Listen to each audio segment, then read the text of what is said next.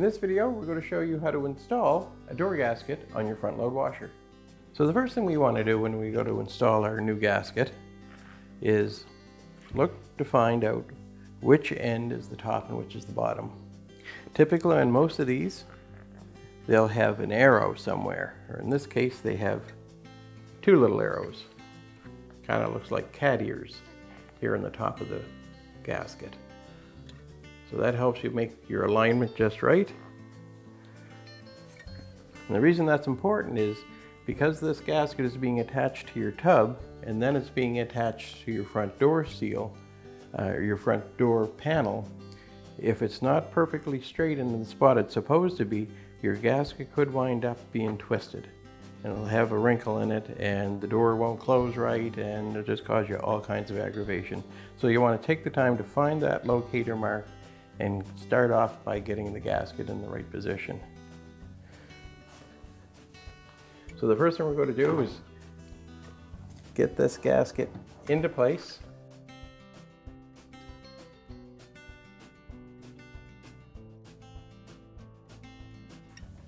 Just work your gasket over the lip of the tub. And you'll want to do that all the way around. Just continue to work it around till it's sitting into your tub the way you want it to be. Before you hook this hose up, make sure you put your retainer on first. So this retainer for where the gasket goes onto the tub is a wire type of retainer which uses a screw that you tighten up to pull that spring wire tight to hold that gasket on. Now some manufacturers use something a little different. They use the same type of wire, but they'll have a very strong spring right here instead of the screw. And so what you wind up doing is pushing this wire and stretching that spring to get it on. Now there's quite a bit of tension to it, so usually the manufacturer will make available a pair of pliers specially designed for spreading that spring so you can get that on. Most times you don't have that, so you have to find a way to get that spring pulled apart.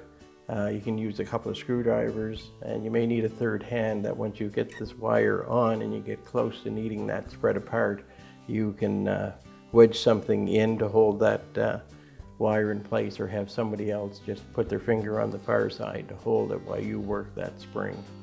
But on this model, we're just going to slip it into place. And I'll probably start down here underneath where that weight is.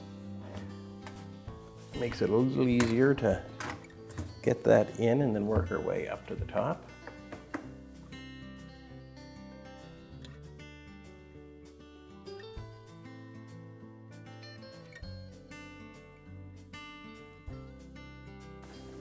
Once I have it in the groove, then I'm just going to take my screwdriver and tighten that screw up.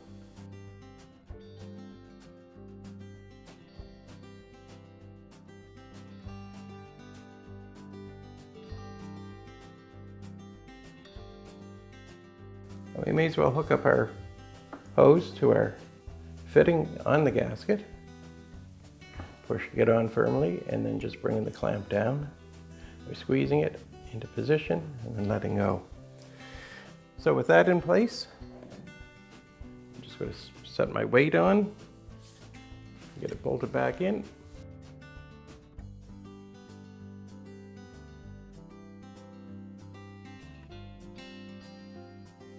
Now you'll notice on these bolts that there's a little bit of red dye.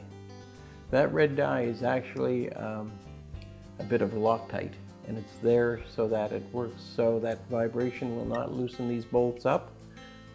If that's not on there or it's pretty well worn off, you'd want to apply a little bit more Loctite.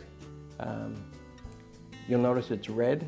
Red Loctite is sort of what they consider a permanent style locking Loctite, whereas blue is designed to be able to take apart and put back together. So if you're missing this, you want to use Loctite, and you want it to be the red kind.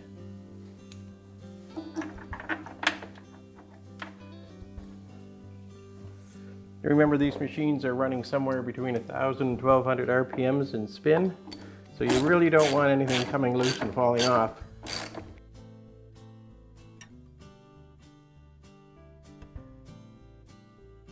Now with our weight back on, we can start to put our front back in place permanently now.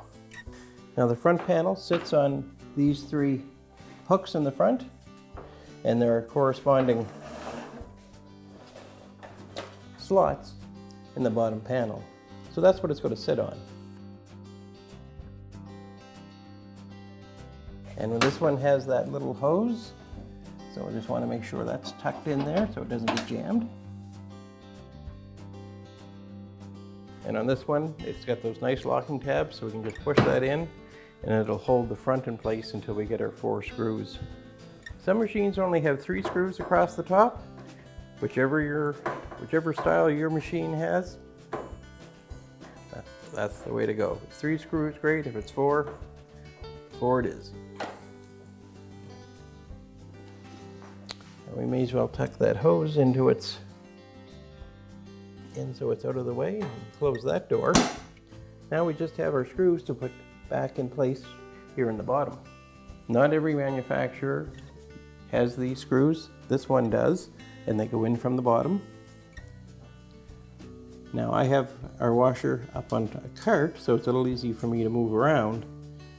But if you're doing this at home, your machine's sitting on the floor, you may have to tip it back a little ways in order to get these screws back in.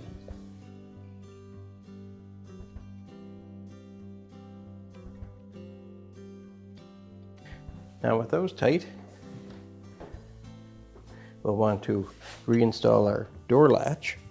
So you're just going to push that door gasket out of the way and get your hand in and locate that door latch assembly. Just pop it up into place, and then you want to get your screws and tighten it up.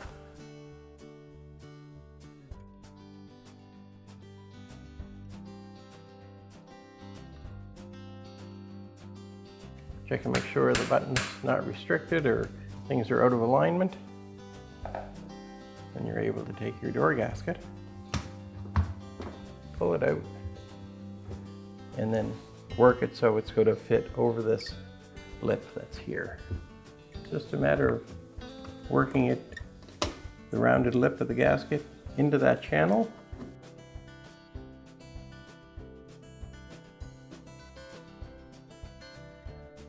There, so we're in all the way around.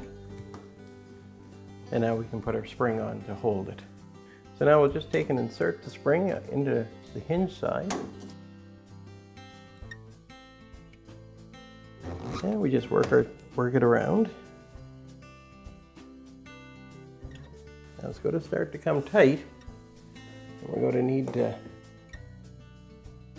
span to go into the channel. So I'm just going to hold it with my finger and come down to the lower spot with a thin screwdriver, putting it in behind the wire and work it around.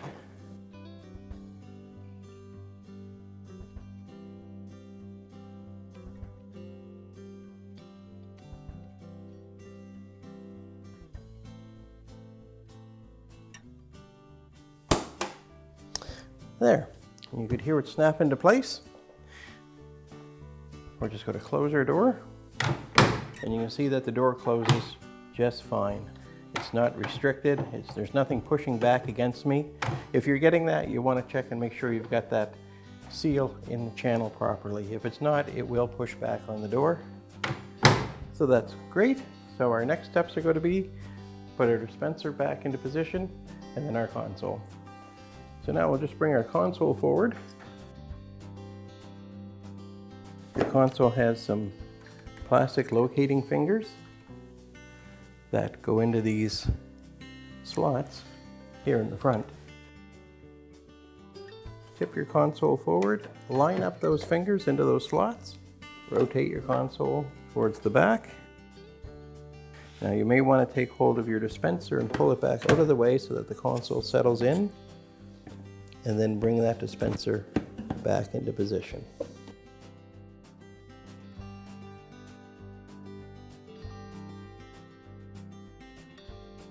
Now with the dispenser back in position, we may as well put the screw in that holds it there.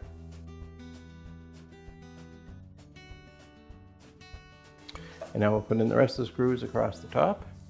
These are Phillips screws on this model. Your model may take something different. They may not be Phillips. They may be a socket head type screw, possibly even a Torx on some brands.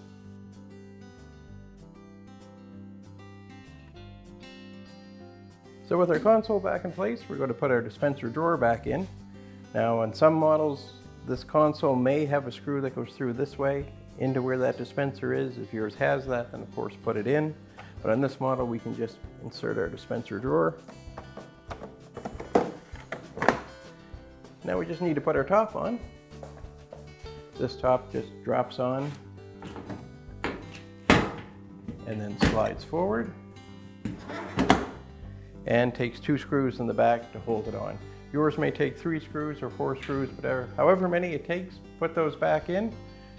And that's how easy it is to change the door gasket on your front load washer.